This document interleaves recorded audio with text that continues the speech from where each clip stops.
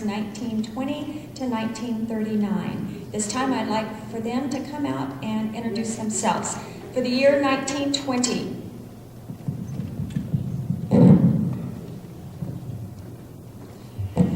My name is Maxine Nelson, and I was born in 1920. The 19th Amendment to the Constitution of the United States gave to all American women the right to vote.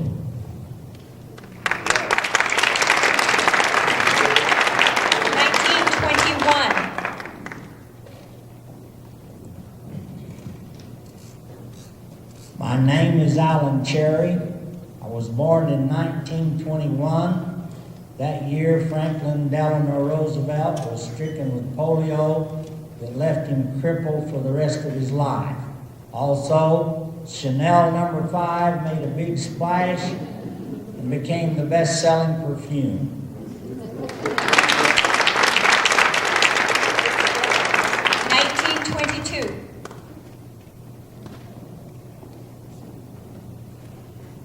My name is Ellen Camp. I was born in 1922. The Lincoln Memorial was opened on the shores of the Potomac River in Washington, D.C. Also, insulin was used to save a young man's life, marking the first successful treatment of diabetes.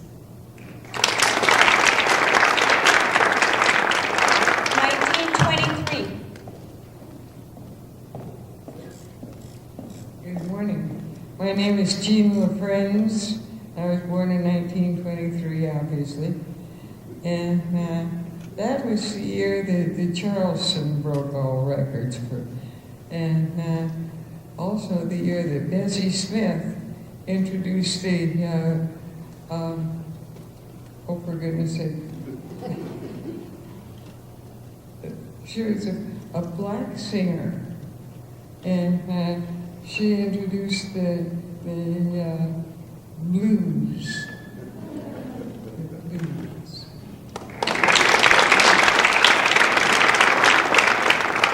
1924. Good morning. My name is Peggy Surley. I was born in 1924, and this year, the comic strip of Little Annie, Orphan Annie, was making her debut in the New York Daily News. 1925.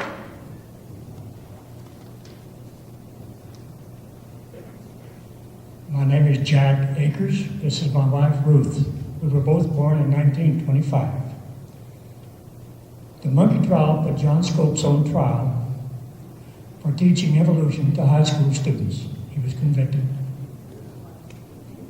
Also, in the schools, the Florida legislature passed a bill that there must be daily Bible readings in every public school.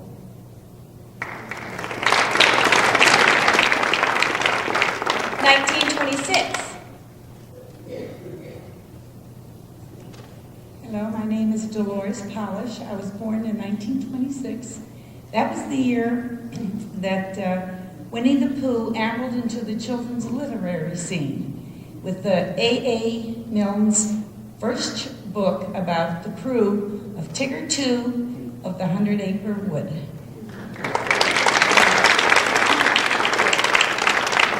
1927. My name is Louis Polish. I was born in 1927. Charles Lindbergh landed his plane in Paris, making it the first non-stop solo transatlantic flight in the history of aviation. The Jazz Singer, starring Al Jolson, was the first successful talking motion picture. And in baseball, Babe Ruth set a new record, hitting 60 home runs in one season. 1928.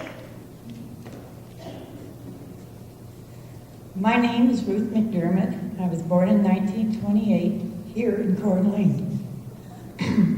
Excuse me. A Scotchman, bacteriologist, Sir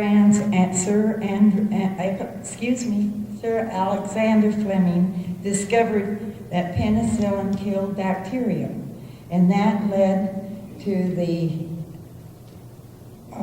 antibody revolution.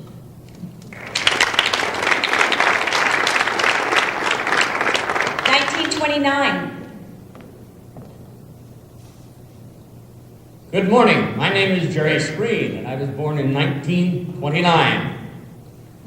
Not long after I was born, in New York City, the stock market crashed and $30 billion disappeared, which ushered in the Great Depression.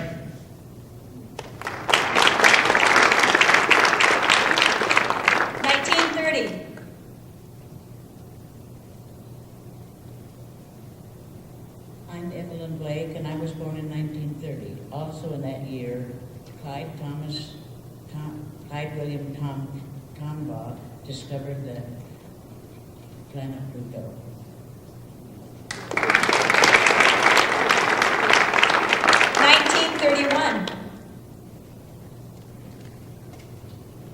Good morning. My name is Joe Baker. I was born in 1931. The Star-Spangled Banner, originally written in 1814, became the American national anthem by order of Congress.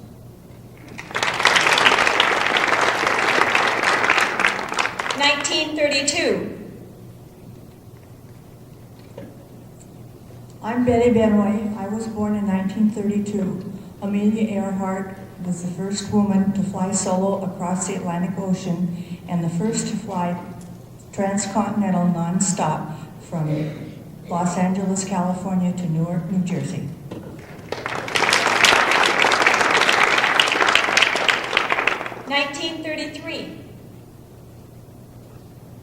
My name is Lorraine Armstrong. I was born in 1933.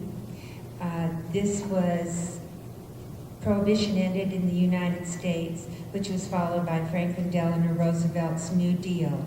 Spam was invented, which ushered in a new era of processed foods. 1934. Good morning, I'm Bobby Tolliver. I was born in 1934, the same year that the Dust Bowl hit the farmlands of Kansas, Texas, Oklahoma, and Colorado, blowing 300 million tons of topsoil into the Atlantic. That same year, Bonnie and Clyde were killed in a shower of police bullets out of Shreveport, Louisiana, and DuPont created nylon. 1935. My name is Esther Webb, and I was born January the 9th in 1935, the day after Elvis Presley. This was the first year of the first graduating class of North Idaho College as well. The Social Security Act became law in America, and in Germany, the Nuremberg laws enacted by the Nazi Party made anti-Semitism the law of the land. 1936.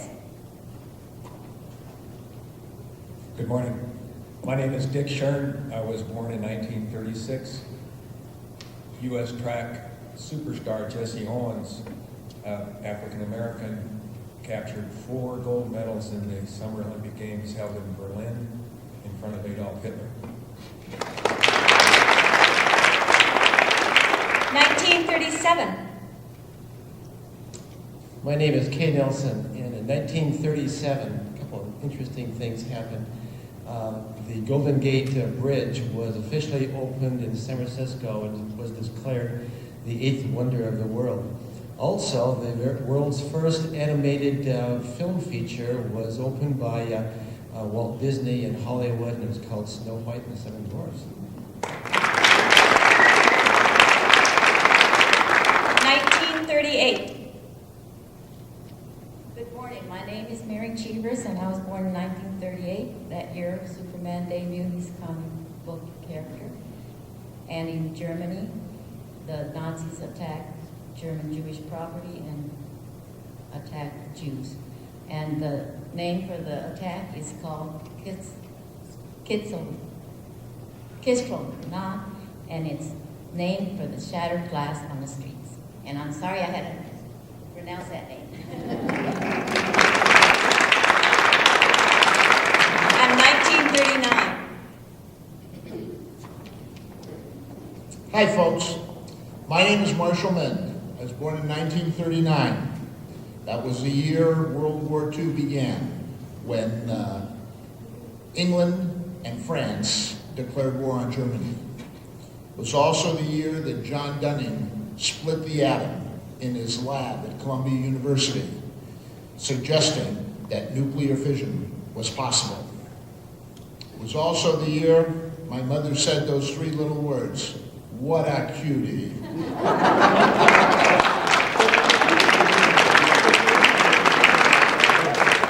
And the people on the stage this morning are representing 2 decades of American history. Thank you all.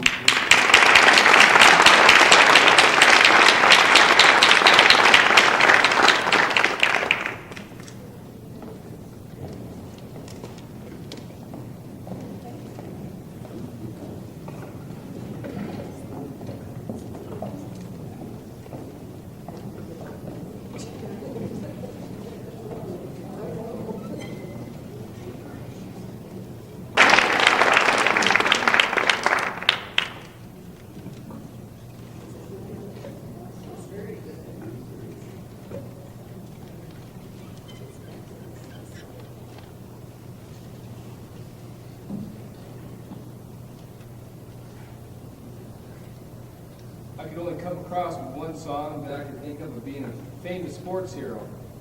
He never got to kick a football, and he always lost every baseball game in the world.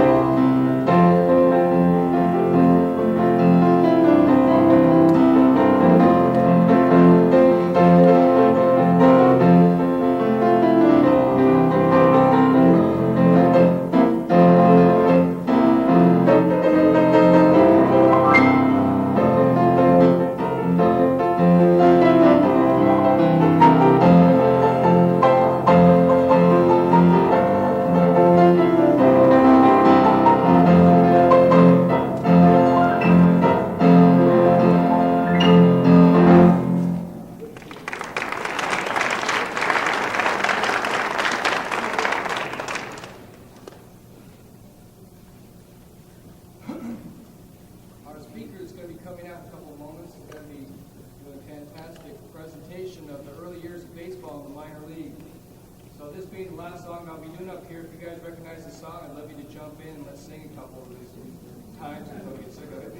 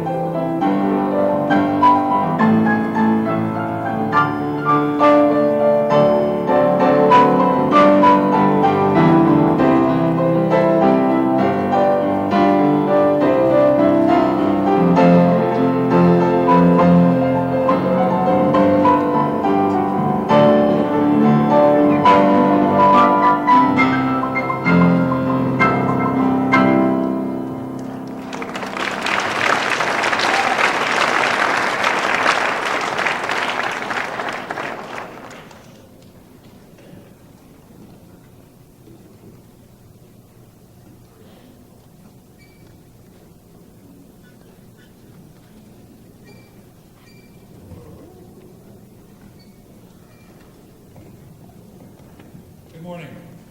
My name is Jim Headley. I'm the athletic director here at North Idaho College, and I'd like to welcome all of you this morning to the 30th Annual Popcorn Forum.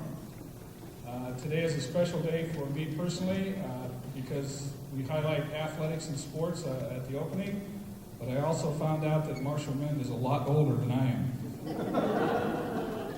I would like now to introduce Dr. Michael Burke, the president of North Idaho College, for a few words.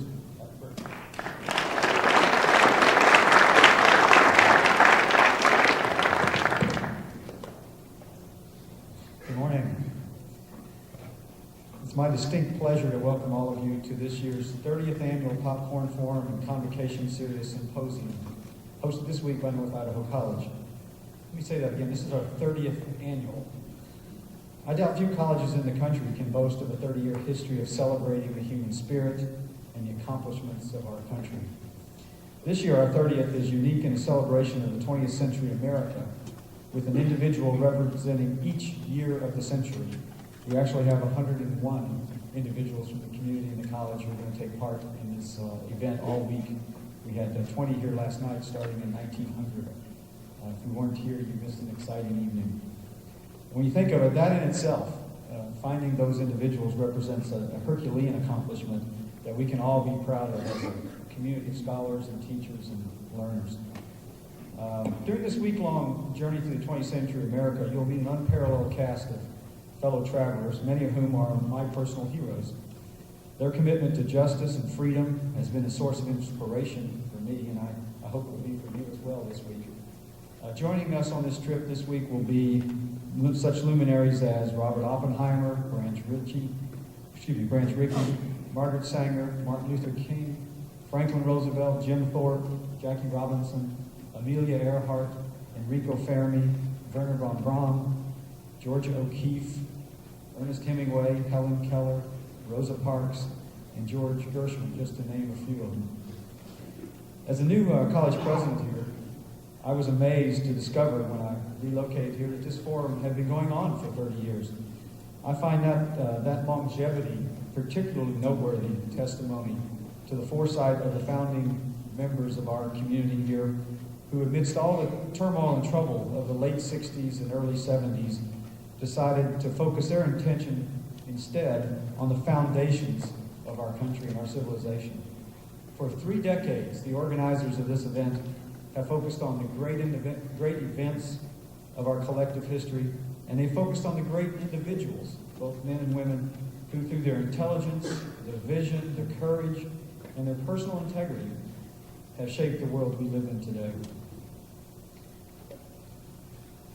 I'm more impressed, I think, with the format of this symposium because it truly embraces North Idaho College's commitment to impassioned discourse. where often divergent and conflicting views are expressed and investigated during this week. This commitment to inquiry is, to my way of thinking, the heart and soul of the collegiate experience that many of you are going to enjoy in the next 2 years. I hope each of you leave here this week enriched by both the content and the spirit of this journey through the 20th century America. I'd like to take a presidential prerogative and thank a few of the folks who have been so instrumental in making this week possible. First of all, Tony Stewart. I saw there's Tony.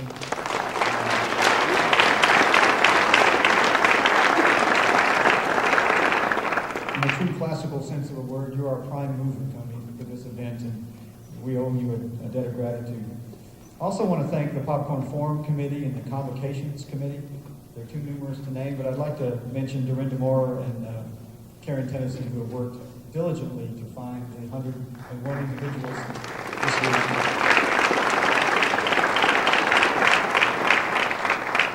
This couldn't happen without some support from the community. Obviously, the NIC Foundation has had a major role to play in making this event happen, as well as the Idaho Humanities Council and even the National Endowment for Humanities.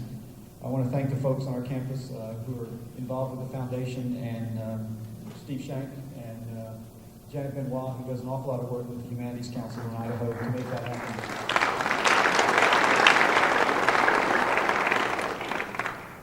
I also want to thank the auditorium staff. There's a whole group of people working behind the scenes, working with Justin Van Eaton to make this day go off smoothly. You don't notice what's going on. But there's an awful lot going on back behind the curtain here and up in the sound booth to make this week possible, as well as the NIC Theater Department, the Art Department, who are going to be working with the event on Thursday evening, the instructional technology people, as well as the video production staff in the college, who all be working behind the scenes. And I want to thank them in particular. In all likelihood, you will never see them, but their contributions are greatly appreciated. And finally, I want to thank the 101 volunteers from the community who came out starting last night. What a wonderful show of support for this institution. I appreciate all of it.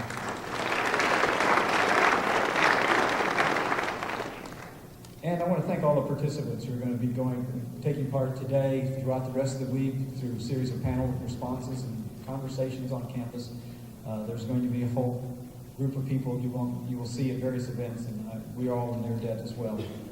Together, all these folks make this journey through the 20th century America possible, and we are in their debt. Again, welcome all of you, and I hope you enjoy the trip. Thank you.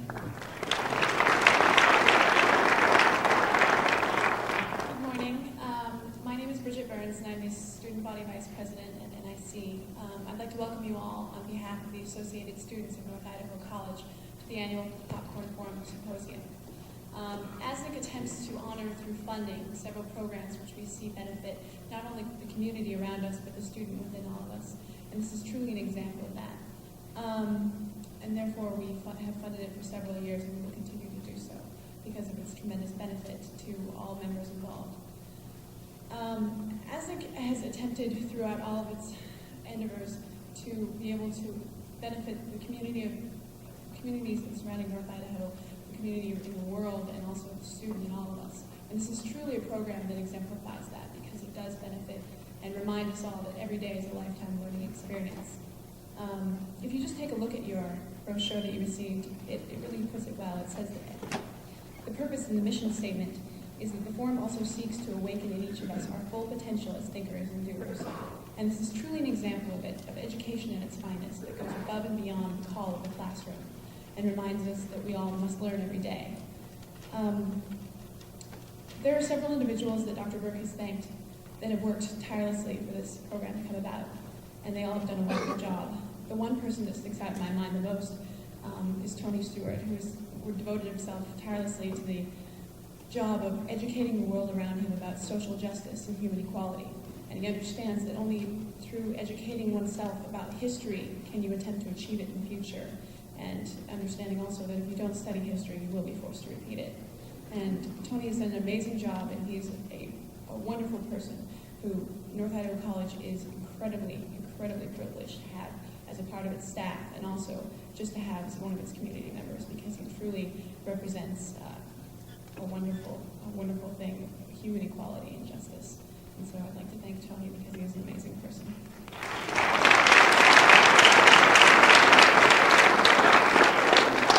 But if you know Tony, you know he doesn't do it for the thanks. He doesn't do it for praise. He does it so that you might learn, so that you might someday become a cognitive reasoner and a thinker and a critical reasoner. Because that truly is how you thank Tony. And so therefore, I ask you all to enjoy this coming week. Sit back, relax, listen with your eyes and your ears, because you will discover that there's so much things out there that you didn't really know about this last century. And so that's how we want to thank Tony, is to be able to understand things that we didn't understand before and to learn so that we might someday be able to contribute in the way that he has. So anyways, welcome, and I hope you enjoy this program.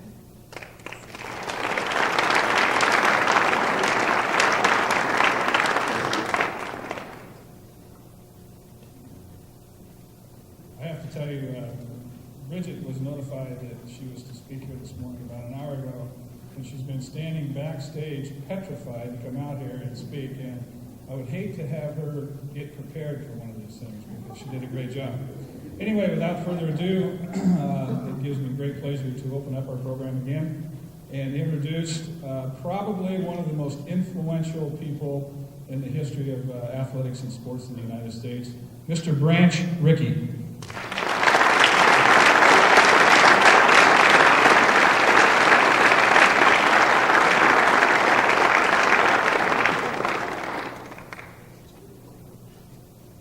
Judas Priest. You're looking at someone who finished all of his coursework for a degree from Ohio Wesleyan University in 3 years. Someone who finished in the top 10% of his law school class at the University of Michigan. Someone who is a doctor of laws and at least one honorary doctor of laws. Can anyone in this auditorium then tell me why I just spent 4 mortal hours conversing with a fellow by the name of Dizzy D? Lord, make me humble, make me grateful, make me tolerant. That is my constant prayer. Though I'm not here this morning to pray with you. No, I'm here because I have been asked. No, better yet, I have been importuned. I love words like that. I have been importuned to muse aloud about my life in baseball. And many days of that life when I was with the Cardinals revolved around Mr. B. Truth be told, it wasn't the first time I spent that long with him. It probably won't be the last. Truth be told again, I loved spending time with Jerome. Jerome? Yes, Jerome. I call all of my players by their Christian names. Yes, and that includes every member of my St. Louis Cardinal gas house gang in the 1930s. Goodness knows that collection of ball players needed every reminder of their Christian heritage that I could possibly provide. What a collection of dissolute drinkers. Irony of ironies, they could only have been put together by yours truly, a circuit-riding preacher for the Anti-Saloon League in Ohio. Lord, make me humble, make me grateful, make me tolerant. What a collection of magnificent baseball players. Lord, make them humble, make them grateful, make them tolerant. That includes my third baseman, John Leonard Martin. You might remember him as Pepper Martin, I suppose. And my left fielder, Joseph Medwick. Why anyone would fool around and call him Ducky, I will never know. For that matter, you must remember my Brooklyn Dodger shortstop from the great teams of the 1950s after I was gone. More about that later. Harold Reese. Pee-wee, I heard it out there. Yes, Pee-wee to you. Something to do with his ability as a marbles player, I understand. But Harold, to me, I always called him Harold, my little Kentucky colonel. Yes, I desperately needed him in that historic 1947 season. Yes, we had to have that Kentuckian, that Southern boy from a slave state, do the right thing in that 1947 season. You know what one of my great heroes, Abraham Lincoln, once said? One of his aides came to him in the dark days of the Civil War and said to him, "Mr. President, isn't it good to know, despite our defeats, isn't it good to know that we have God on our side in this war?" And you know what the president said? He looked at that aide and he said, "Well, that's nice, young man. It's nice to know that we have God on our side, but we must have Kentucky." I had to have Kentucky as well. Harold Reese. I can still see him. Cincinnati, Crosley Field, early in that 1947 season. The catcalls were raining down on my rookie first baseman, all of them racially motivated, right across the river from slave country, Cincinnati. And what did Harold Reese do? He walked all the way over to first base and put his arm around the shoulder of my rookie first baseman. I can close my eyes and still see that moment. What a moment. You know who that rookie first baseman was, don't you? Jack Roosevelt Robinson. I don't know if Jack is really a Christian name, but Roosevelt certainly is. Used to be a good Republican name, and if it's a good Republican name, then I say it's a good Christian name. But more about him later. I want to get back to Jerome. Jerome Herman Dean.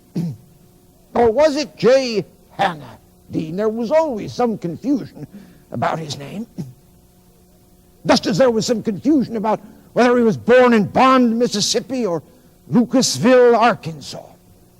That didn't bother me very much, but I much preferred Jerome. Better Christian name. I can still close my eyes and see him when he was a young pitcher. I can see him warming up. I can see him striding to the mound. I can see him picking up that rosin bag and tossing it down.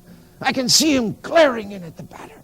I can see him walking into my office. Of course, he just did that, but when he was a young fellow, he'd walk in, pick out his favorite chair, settle back down, and he'd stretch out those long legs, reach them both up, plank them down on my desk, and open his mouth. "Branch!" he would invariably begin. And just as invariably, I'd let him get away with it. I suppose for the sake of decorum and propriety, I should have insisted that he call me Mr. Ricky, or at least call me by my Christian name, which is Wesley. Wesley Branch Ricky. Yes, you guessed it. My Methodist mother named me after John Wesley. And I've never been allowed to forget it. I'm still not allowed to forget it. And John Wesley is still trying to help me not to surrender to my temptations, not to give in to my weaknesses. And I do have weaknesses. I have weaknesses for uninhibited ball players who also happen to be smart characters. The shortstop on my gas house gang and the manager of my Dodgers for a while, Leo DeRocha. I've never met anyone in my life who had a more fertile talent than he for making a bad situation infinitely worse. How is it, I've often asked myself, how is it that a man trained in the law could spend his life with characters such as that? How could I give myself over to a boy's game? Perhaps it has something to do with the actual practice of the law. My legal career began and ended in one day. I came out here, well, near to here. I came out to Boise, Idaho, start my law practice. See, I had suffered from tuberculosis. I had just been released from the same sanitarium that Christopher Mathewson would be in a few years later after World War I. As I came out here, I thought the air would be wonderful. It was, but business was terrible. I hung out my shingle not a single client came. One of the local judges felt so sorry for me that he assigned me a client, a fellow who had been accused, as the phrase used to be, of white slavery. And I went to the local jail to interview him, and instead he interviewed me. Looked me up and down, spat at my feet, ordered me to get the hell out of his sight. Well, I not only did that, I got out of my law office, I got out of Boise, and retreated all the way to St. Louis to go to work for Robert Lee Hedges of the St. Louis Browns, and spent the rest of my life with baseball. I suppose it marks me as a moral coward that I gave up an adult's career for a boy's game. But what a game! What a game! It's the only team sport that tests the mettle of the individual player and yet fuses him into a cohesive unit.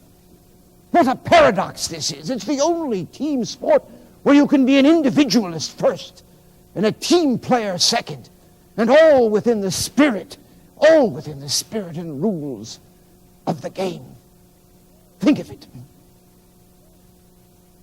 And then I end up spending my time with people like Jerome Herman Dean.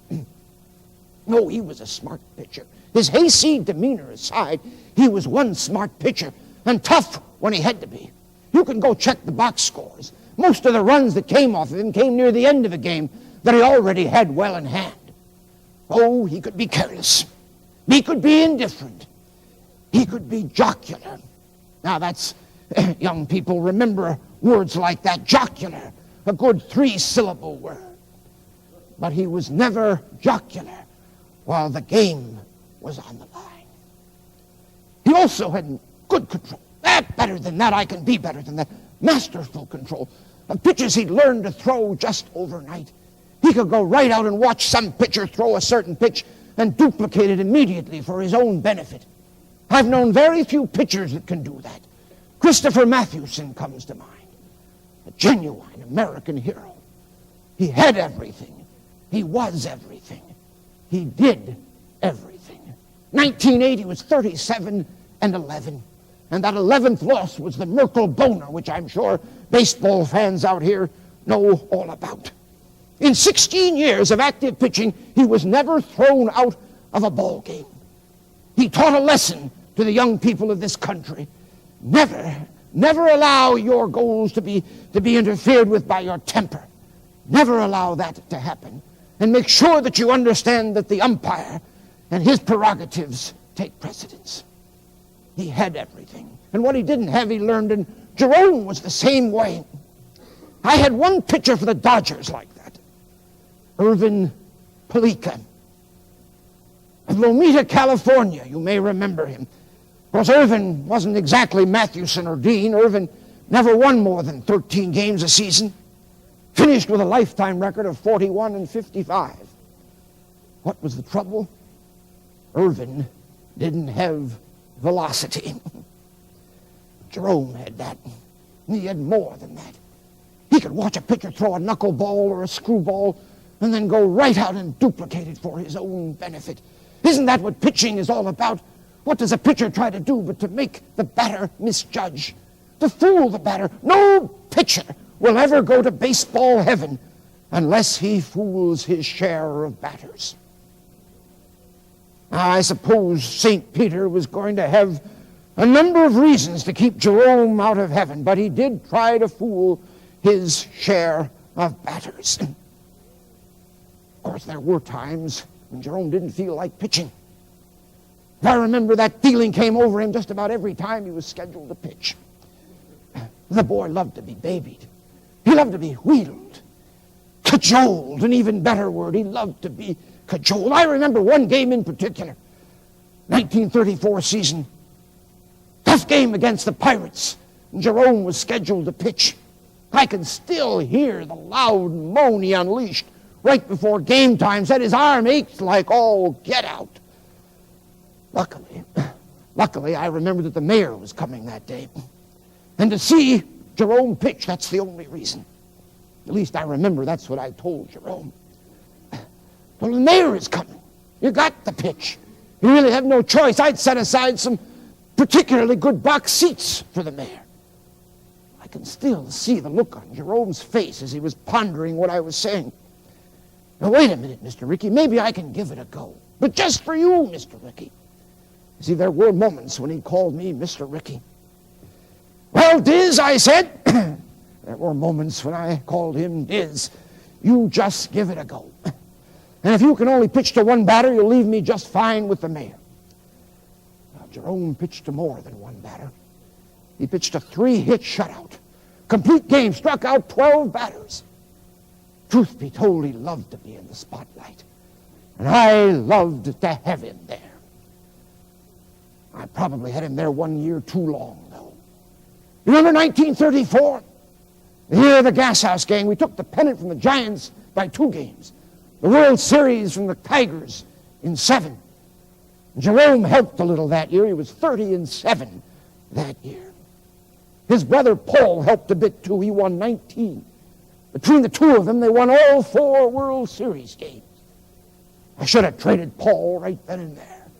My rule when it comes to trading ball players is always trade them a year too soon rather than a year too late. Paul won 8 games over the next 4 years. And Jerome, 1935, he was 28-12. 1936, he was 24-13. I should have traded him right then and there. Now, maybe it was the line drive he took off the bat of Earl Averill, the 1937 All-Star game. Hit him right in the foot, broke the boy's big toe. Tried to come back too soon, and he was never the same again. Nothing could save him. No new pitch could save him. Dealt him to the Cubs at the end of the 37 season for 2 ball players and $185,000. Tidy sum. Wasn't my first, and I hoped then it wouldn't be my last. Man can never have enough money, and a baseball man can never have enough ball players under contract. I thought that when I ran the Cardinals all those years, that you had to have ball players under contract. Not everyone agreed with me. The commissioner of baseball, Judge Landis, didn't agree with me.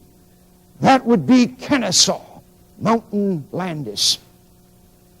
It's the most unchristian name I ever heard.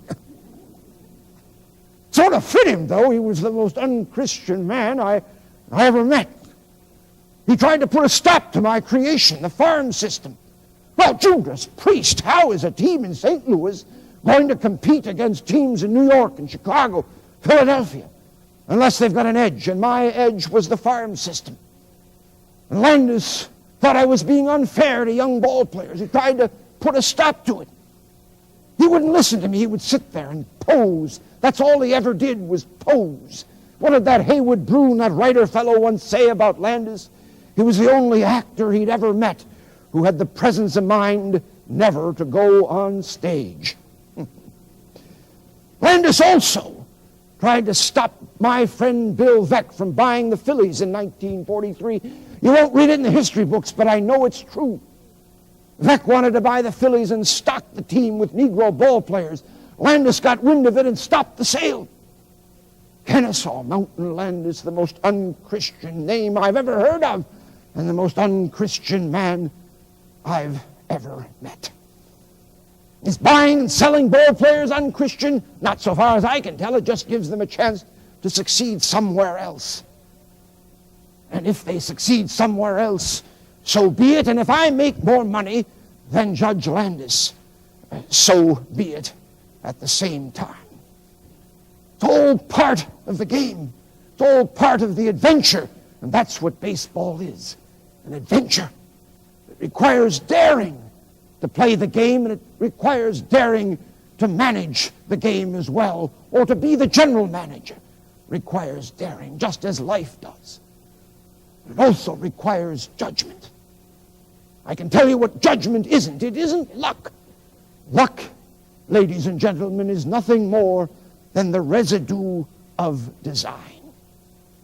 Of course, there have been times when I have been lucky and wrong. You remember the names William Worley, Ronald Netchai? Probably not. They both pitched for the Pirates. 1949, we were in a tight pennant race with the Cardinals, my Dodgers, where I thought I needed one more pitcher. I went to Roy Hamey, the general manager of the Pirates. I wanted Worley. I offered him $250,000. Well, really, I offered him 5 ball players, minor leaguers, which I valued at $50,000 each. Amy turned me down, and what a stroke of undesigned luck that turned out to be. We won the pennant anyway. Worley was 12-13 that year, 8-16 the year after that, and out of baseball within the year after that. What a stroke of undesigned luck that turned out to be. 1949, I was at the peak of my powers, though, even if I was wrong about that. Let me give you a little sample of it right at the end of the 1949 season.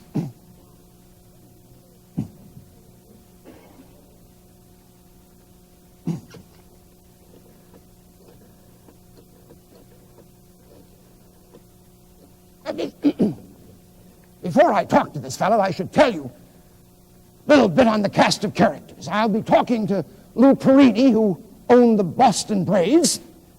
I'll be talking now and again to my secretary, Jane Ann Jones, to my assistant, Fresco Thompson, to Roy Hamey, whom I've introduced to you, Frank Lane, who was the general manager of the White Sox, Clark Griffith, who owned the Washington Senators. I believe that takes care of the cast of characters.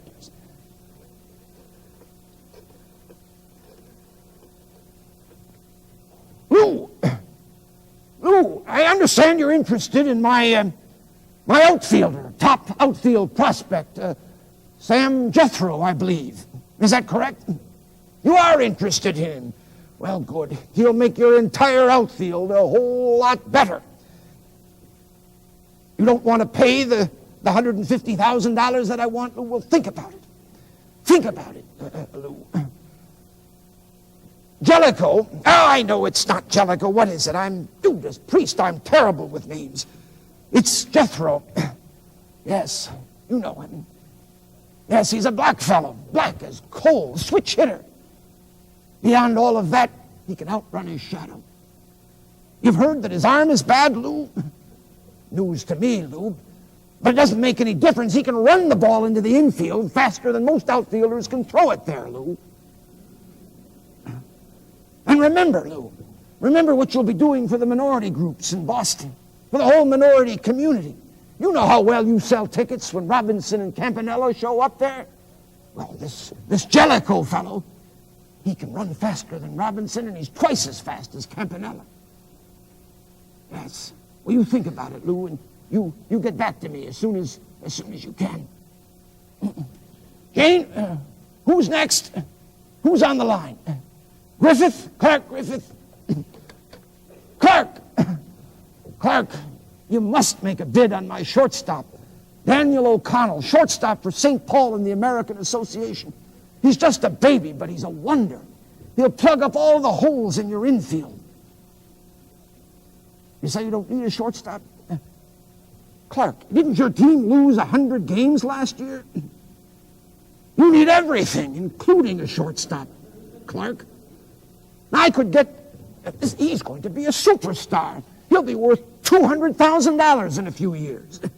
Well, not that you'll ever have to pay him that much, but he'll be worth that much when you sell him. And I'll let him go to you. I don't want him in the National League. I'll let him go to you for the American League price of $100,000, Clark. Think about it. But I must have the answer by 4 o'clock this afternoon. That's the absolute deadline, Clark. You think about it.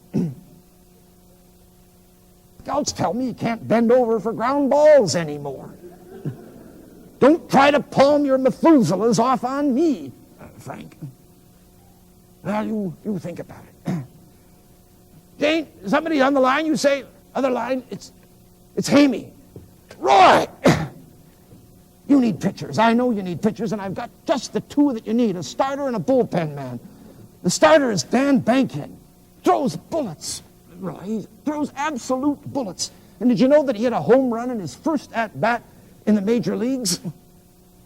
You don't want players, Roy? You want World Series tickets?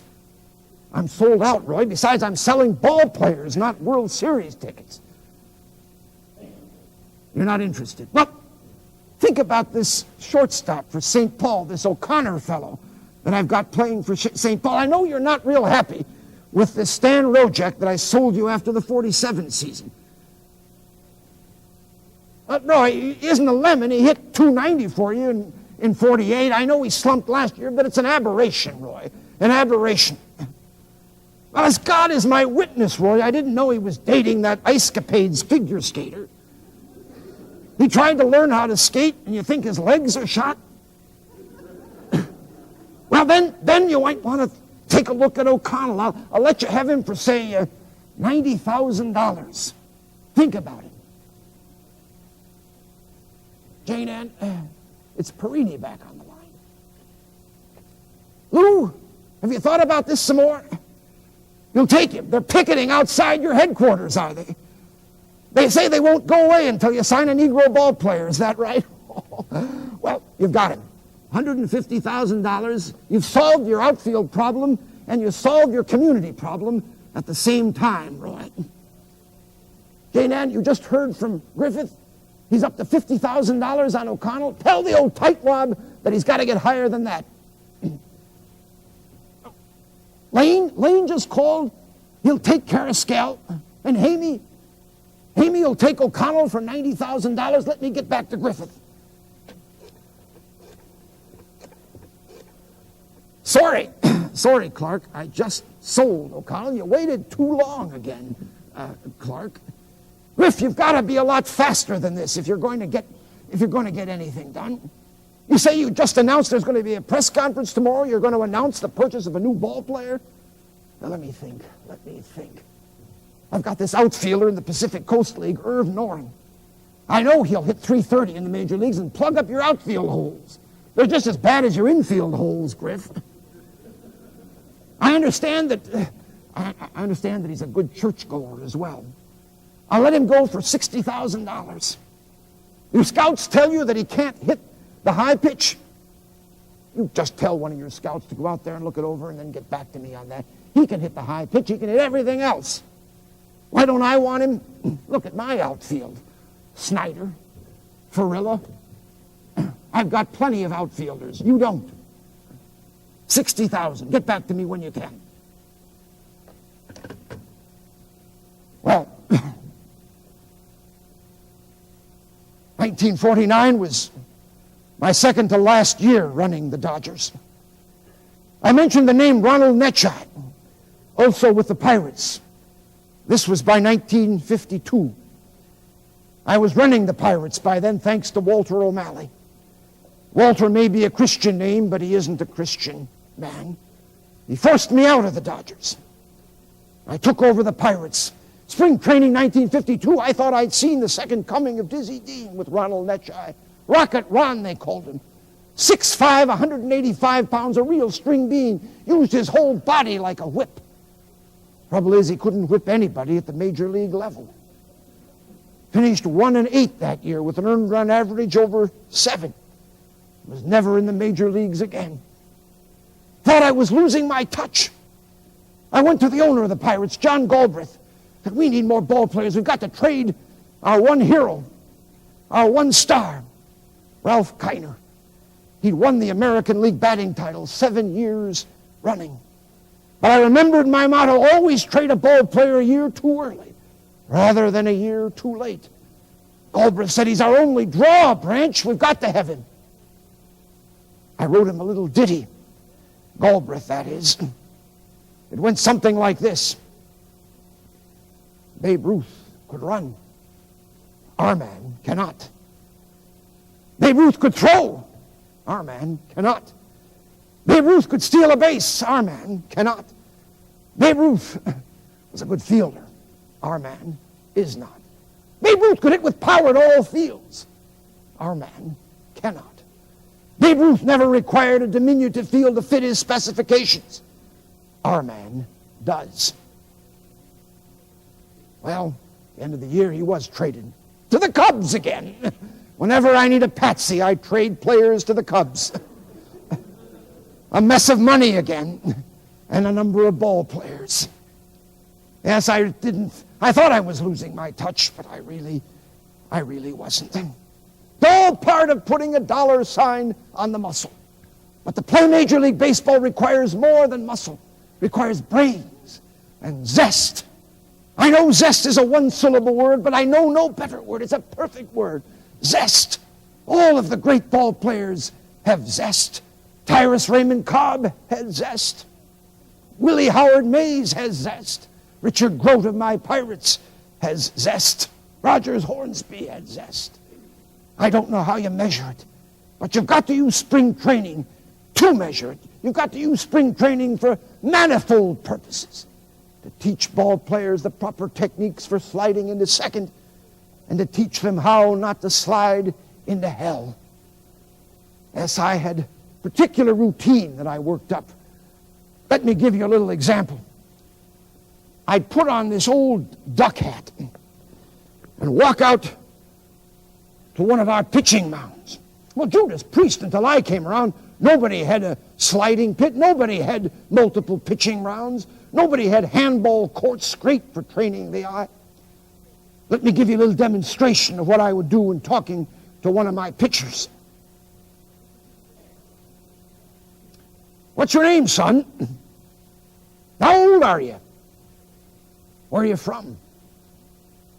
You got a curveball, son? You can't win at this level without a curveball. Mind showing me how you hold yours?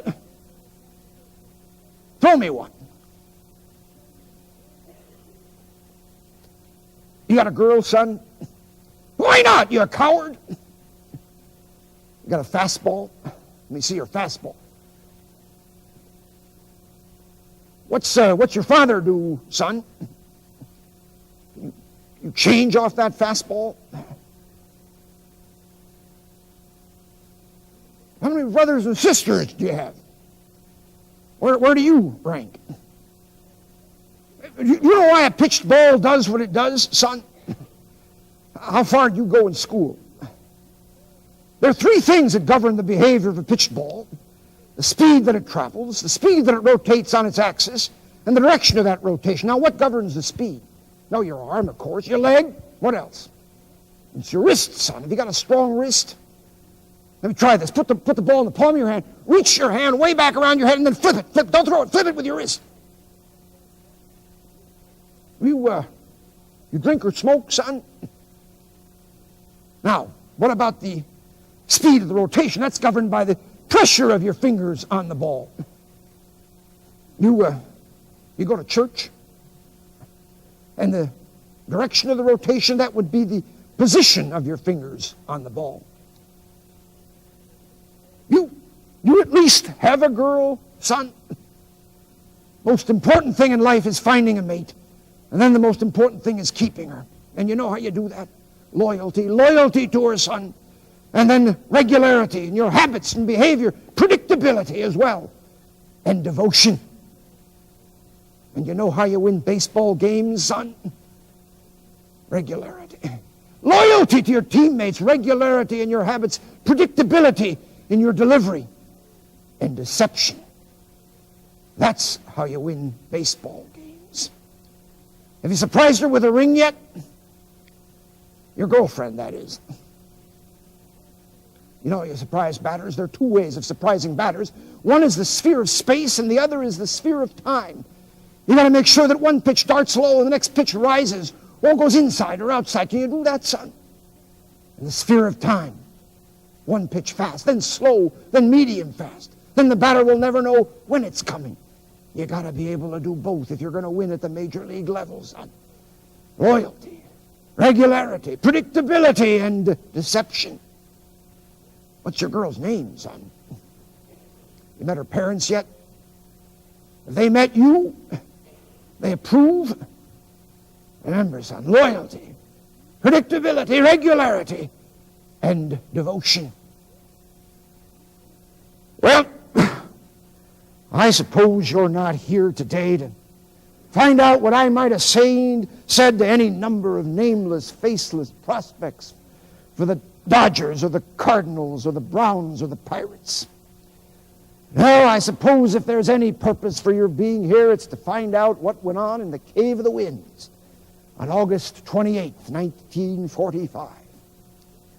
That would be the day that my best scout, Clyde Sukeforth, showed up with a mightily intriguing prospect in tow. Slightly older than usual prospect, but a mightily intriguing prospect nonetheless.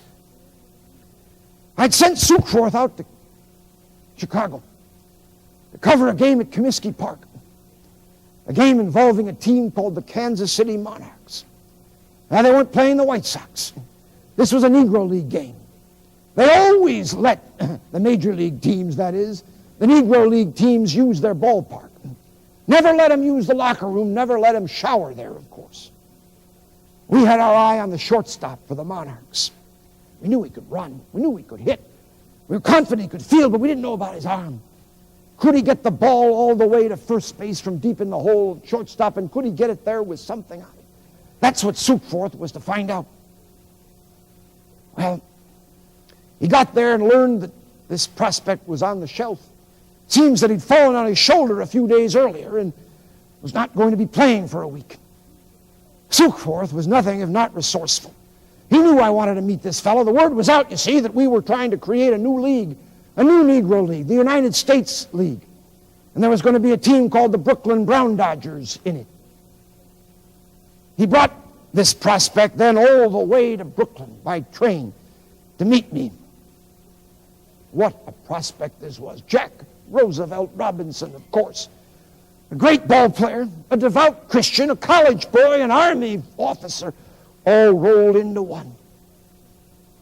My scouts had done their work, but now it was time for me to do a little work. I've often wondered what Charles Thomas had to do with my doing that work. You might not remember Charles Thomas. He was a first baseman, not a major leaguer. He didn't want to be a major leaguer. He wanted to be a dentist, which is just what he became. He was a first baseman on my Ohio Wesleyan team. Wish I had time to tell you about all of my ball players, but I have to tell you just a little bit about Charles. There weren't very many Negro students at Ohio Wesleyan then. Charles was one of them. First year I was coaching the team, my sophomore year. Charles was my first baseman. We went off to play the University of Kentucky. I could see the coach and the players whispering, and they looked at Charles.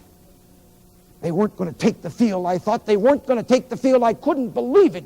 Balzac, I couldn't believe it. But that's what happened. They refused to take the field. A mighty argument ensued, and eventually the game was played. We first endure, then we pity, and finally we embrace. I wish I could say those were my words, but they belong to Alexander Pope. I read it in college, his essay on man. Vice is a monster of so frightful mien, as to be hated needs but to be seen. Yet seen too oft, familiar with her face, we first endure, then pity, then embrace. Well, the next spring, Charles was back on my team. I'd taken the team that year to South Bend, Indiana. The villain this time was the hotel manager. He wouldn't let Charles stay with the team. He was going to go into the Negro district of South Bend and find a place for him to stay. While he was gone, I commandeered a cot and moved it into my room. The manager came back and was presented with a fait accompli. Utter intransigence has to respond to utter ignorance, and Charles stayed in my room. That night I called a meeting of all the players. They gathered in my room. Charles sat off in the corner. I beckoned him to come over, and he wouldn't do it. I looked up in the middle of the meeting, and there was Charles. I could see the tears welling up in his eyes. Pretty soon they were splashing great tears onto the floor. Then his shoulders began to heave convulsively as he took one great hand with the other and rubbed them together, muttering to himself, black skin, if only I could rub it off. I didn't know what to do. By sheer friction, he was trying to change the color of his skin. I didn't know what to do. All I could say was, buck up and get over here, Charles. Judas Priest, I was only 22 at the time. But I knew, someday I knew I would make up for that. And that day finally arrived on August 28th, 1945. Let me set the stage for you. Most everything's put away. You'll have to close your eyes and imagine a lot of things. This is my desk. Behind it were pictures of my heroes. Not all of them baseball players. Pictures of people like Winston Churchill and Abraham Lincoln, people who'd never seen a curveball, much less thrown one or hit one. Pictures of some of my baseball heroes, Honus Wagner of the Pirates, a great ball player. He hit 300 or better 17 consecutive seasons. I never met anybody more devoted to baseball, didn't care about anything else in life. The only ball player that came close to him and maybe surpassed him on that count was Leroy Page. Satchel to you. Honus Wagner. Why, he was fast as Eddie Collins. He was as fit as Hornsby. Almost as daring as Cobb. He hit with as much line drive power as DiMaggio. He could throw with Ferrillo.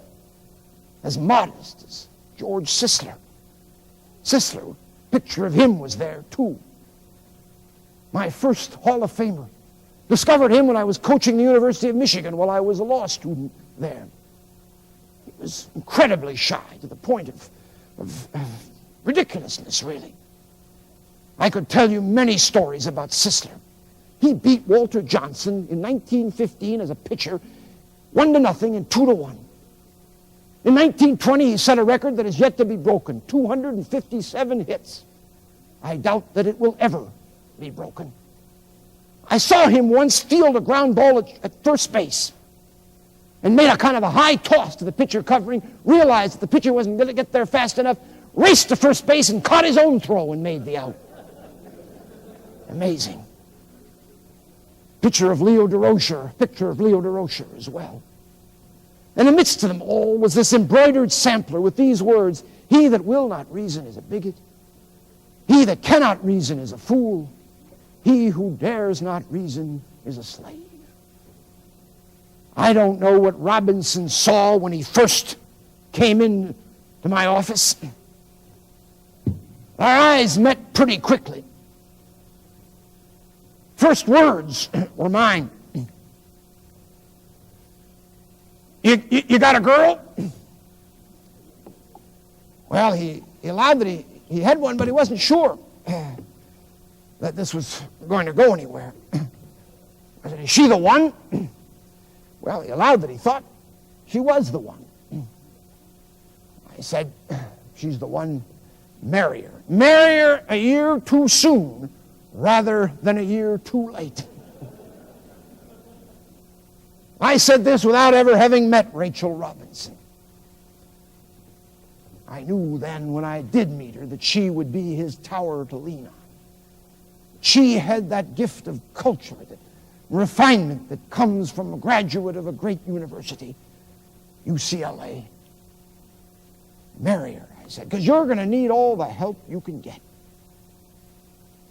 That led directly into my next question. You know why you were brought here, Robinson?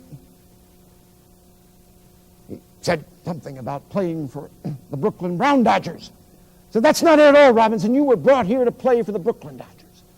Right here in Ebbets Field. A year in Montreal, and then you will be right here in Ebbets Field. You think you could do that?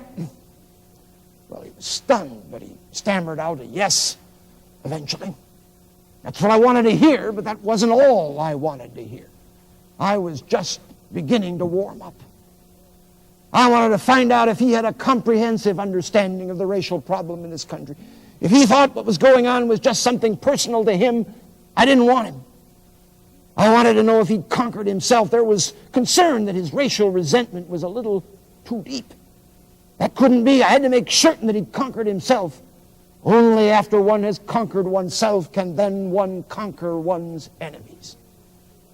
I also wanted to find out if he had a kind of Booker T. Washington sensibility about him. Could he put up with temporary inequality for the sake of eventual equality? That's what I wanted to find out. And I also wanted to find out if he had moral courage. Well, I knew he had physical courage. Lots of people have physical courage. Ty Cobb had physical courage. But he had absolutely no moral courage. That's what I wanted to find out. And lest any of you in this room think that I was doing this simply for the sake of Charles Thomas, simply As a matter of civil rights, let me disabuse you of that by telling you what I said next to Robinson. I want to win baseball games, Robinson, and I think you can help me do that. You see, the Cardinals had won pennants in 42, 3, 4, and 6. World Series titles every year except 43, and they'd done it with my ball players. I'd left the Cardinals in 41 to come to the Dodgers. We'd won in 41. Well, I wasn't there yet. Frustrated, I wanted to win, and I thought this was a new market where I could put my own dollar sign on the muscle. That's what I wanted to do. Now, to this point, Sukeforth was sitting silent, hadn't said a thing. I pointed to Sukeforth and I said, you see this fella here? He tells me you can play this game. I want to know if you got the guts. Robinson misunderstood. He thought I meant that I think he had the guts to fight back. Not at all, Robinson. I want to know if you got the guts not to fight back. And can you take it? Can you take it not just for a week or two, Robinson, but can you take it for 3 years? 1 year in Montreal, 2 years in Brooklyn. At that point, I assumed a variety of poses. I became a bench jockey, yelling every kind of racial epithet imaginable. I became a first base runner, heading towards second, coming in spikes high, coming out of the slide. How do you like that, nigger boy? I became a hotel clerk, denying him service, a restaurant waiter, denying him service. Can you take that? What are they going to do when they call you what are you going to do when they call you a black son of a bitch? Can you take all of this? Finally, he said yes. He thought he could. But he went on to say, you know, Mr. Rickey, you can't ask me to be a cringing fellow. You can't ask me to be obsequious. Obsequious. When I heard him use that word, I knew we had the right fellow. Not only a good Christian boy, a great ball player, a college boy and an Army veteran, but a multisyllabic fellow as well. Lord, make us both humble. Make us both grateful. Make us both tolerant. Well, then it was time to do some business. You have a contract, I asked him. He said, no, we just played for the Monarchs day to day. That's all I wanted to hear. You're going to have a contract from now on, Robinson. $3,500 signing bonus, $600 a month to play with Montreal.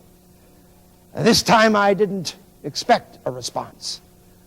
My ball players didn't negotiate contracts with me. They signed them. That's what he did. I didn't announce this. I was going to wait until early 46 to announce it. I wanted to sign a few more Negro ball players so Robinson wouldn't be alone. But the fall of 45 was a mayoral campaign in New York City. Fiorello LaGuardia was running for re-election. The Communist Party was beating the drums to sign black ball players for the Dodgers, the Giants, or the Yankees, but they really targeted the Dodgers because we were the working class team. LaGuardia was putting the pressure on.